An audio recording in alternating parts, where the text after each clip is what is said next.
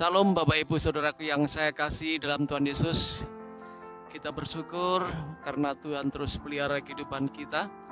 Kita percaya bahwa Allah yang kita sembah dalam Yesus adalah Allah yang ajaib, yang terus berkarya dalam kehidupan kita. Kita akan belajar firman Tuhan, kita akan berdoa. Tuhan, kami mau belajar firman-Mu. Roh Kudus berikan pengertian akan firman Tuhan yang kami baca pada saat ini. Firman Tuhan memberkati kehidupan kami. Di dalam nama Tuhan Yesus kami berdoa. Amin. Hari ini kita akan belajar firman Tuhan dari kitab Ibrani pasal yang ke-12. Kita baca ayat yang pertama sampai ayat yang kedua. Ibrani pasal yang ke-12 ayat 1 dan ayat 2. Begini bunyi firman Tuhan. Judulnya nasihat supaya bertekun dalam iman. Karena kita mempunyai banyak saksi, bagaikan awan yang mengelilingi kita. Marilah kita menanggalkan semua beban dan dosa yang begitu merintangi kita, dan berlomba dengan tekun dalam perlombaan yang diwajibkan bagi kita. Marilah kita melakukannya dengan mata yang tertuju kepada Yesus, yang memimpin kita dalam iman, dan yang membawa iman kita itu kepada kesempurnaan, yang dengan mengabaikan kehinaan tekun memikul salib, ganti sukacita yang disediakan bagi Dia, yang sekarang duduk di sebelah kanan tahta Allah. Hari ini kita akan belajar firman Tuhan dengan tema bertekun dalam iman. Bapak Ibu Saudaraku yang saya kasih dan Tuhan Yesus, bertekun artinya terus berkomitmen, terus pada posisi walaupun ada tekanan-tekanan, walaupun ada hal yang menyulitkan. Jadi bertekun itu melakukannya dengan segenap hati. Dalam hal apapun juga ketika seseorang bertekun, maka orang itu akan mengalami kesuksesan di dalam hidupnya. Nah, begitu juga dalam kehidupan iman, ketika kita bertekun di dalam iman kita, maka kita akan mengalami kesuksesan, keberhasilan di dalam kehidupan iman kita. Bagaimana supaya kita menjadi orang-orang yang terus bertekun di dalam kehidupan iman kita? Yang pertama dari nas yang kita baca, kita akan belajar ayat 1 bagian A. Karena kita mempunyai banyak saksi, bagaikan awan yang mengelilingi kita. Supaya kita terus dapat bertekun dalam iman, mari kita memandang sekeliling kita. Apa artinya? Artinya memandang, melihat kepada orang-orang yang sudah berhasil membangun kehidupan imannya. Bapak Ibu Saudaraku yang saya kasih dan Tuhan Yesus, kalau Bapak Ibu baca di pasal yang ke-11, di sana ada banyak saksi-saksi iman. Artinya orang-orang yang menjaga kehidupan imannya, yang terus bertekun dalam kehidupan imannya, dan mereka akhirnya mengalami hal-hal yang baik yang Tuhan berikan dalam hidup mereka. Ya. Ada nama Abraham.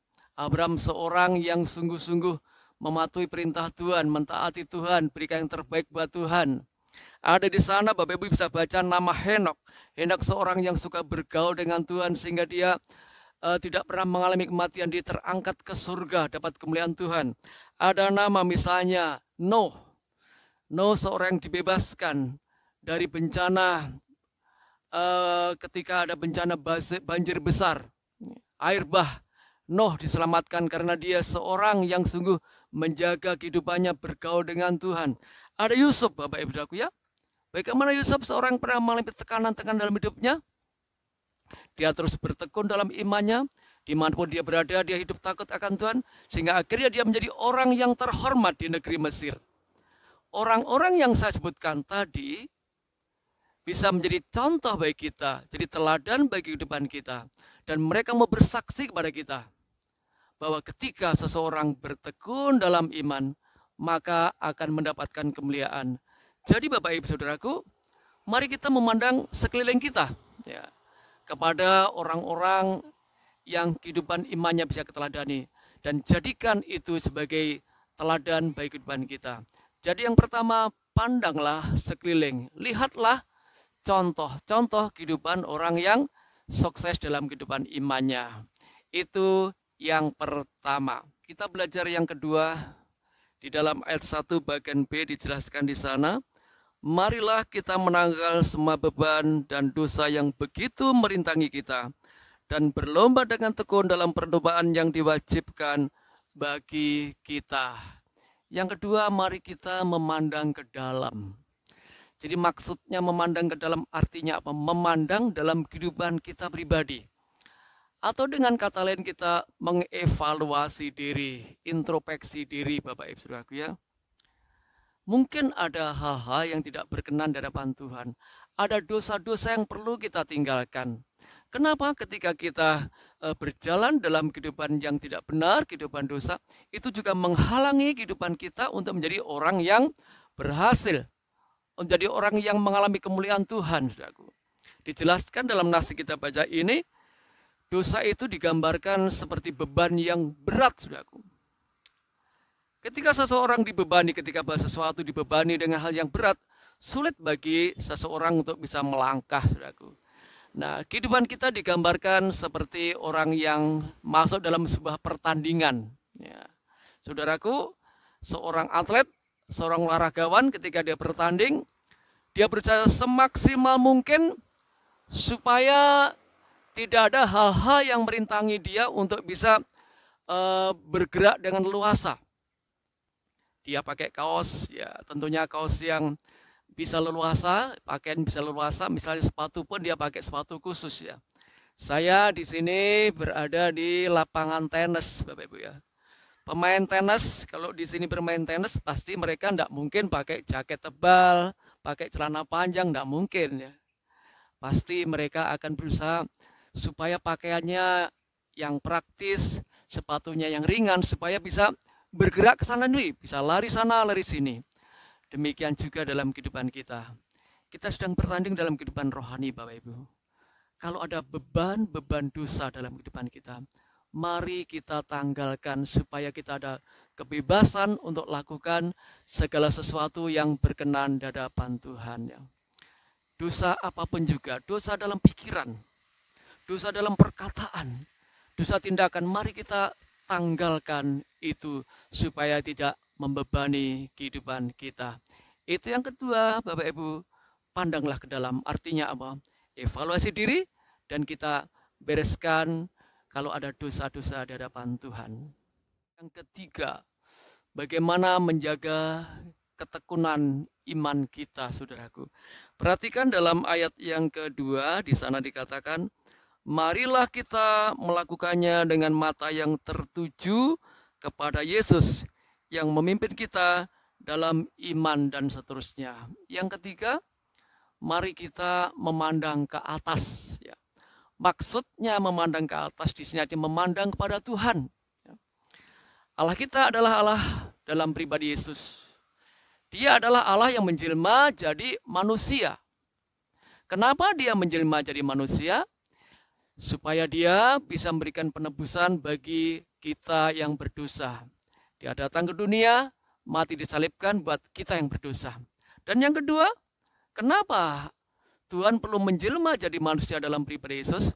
Supaya kita bisa melihat teladan kehidupan yang benar. Ya. Dan Yesus dalam kapasitasnya sebagai manusia, dia memberikan kehidupan teladan yang benar. Ketika ada tekanan-tekanan dalam pelayanan, dia tidak menyerah, saudaraku. Ada banyak yang menekan dalam pelayanan, tapi dia tidak pernah menyerah. Ketika dia digodai untuk dia keluar dari fokus pelayanan, beberapa kali iblis mencobai, tapi dia tetap fokus pada pelayanan. Sampai akhirnya, Bapak Ibu Saudaraku, dia bisa menyelesaikan apa yang jadi rencana Allah. Dia mati di atas kayu salib. Itu tujuan yang utama datang ke dunia. Ketika dia mati di atas kayu salib, dia berkata, sudah genap atau sudah selesai. Artinya apa?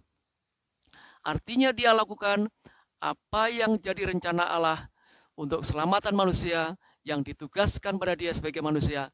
Dia selesaikan dengan tuntas dan akhirnya dia mengalami kemuliaan. Dijelaskan dalam kitab Ibrani pasal 12 ayat 2 tadi, dia duduk di tahta Allah. Artinya apa? Dia mengalami kemenangan, dia mengalami kemuliaan. Mari Bapak Ibu Saudaraku, supaya kita tetap bisa bertekun dalam iman dan kita mengalami kemuliaan, kita mengalami berkat-berkat Allah, kita memandang kepada Yesus. Dia Allah yang benar, Dia pribadi yang sempurna, yang dapat menolong kehidupan kita. Jadi Bapak Ibu Saudaraku, mari kita bangun ketekunan di dalam kehidupan iman kita. Yang pertama, supaya kita tetap bertekun, mari kita lihat sekeliling hidup kita. Melihat teladan orang-orang percaya, bapak-bapak rohani kita, dan kita teladani kehidupan mereka. Yang kedua, mari kita melihat ke dalam hati kita. Mungkin ada hal-hal yang membebani hidup kita, menghalangi kita untuk maju dalam kehidupan iman. Dosa-dosa kita selesaikan, kita bereskan di hadapan Tuhan. Dan yang ketiga, pandanglah kepada Yesus. Dia Allah yang benar, teladan yang sempurna dalam kehidupan kita. Kiranya Tuhan memberkati kita. Amin. Mari kita berdoa. Bapa, terima kasih buat firman-Mu. Ajar kami Tuhan terus bertekun dalam iman kami kepada Tuhan. Kami sadar dalam hidup ini ada banyak tantangan persoalan membuat fokus kami kepada Tuhan bisa bergeser. Kami berdoa supaya Tuhan menolong kami untuk melihat teladan kehidupan orang-orang percaya, tokoh-tokoh Alkitab yang sudah berhasil dalam hidupnya. Dan ajar Tuhan supaya kami melihat diri kami. Ampuni kami kalau kami berdosa di hadapan Tuhan yang bisa menghalangi hidup kami untuk hidup benar di hadapan Tuhan. Dan ajar kami terus memandang kepada Tuhan, beriman pada Allah kami dalam Yesus. Terima kasih, tanamkan firman Tuhan dalam kehidupan kami.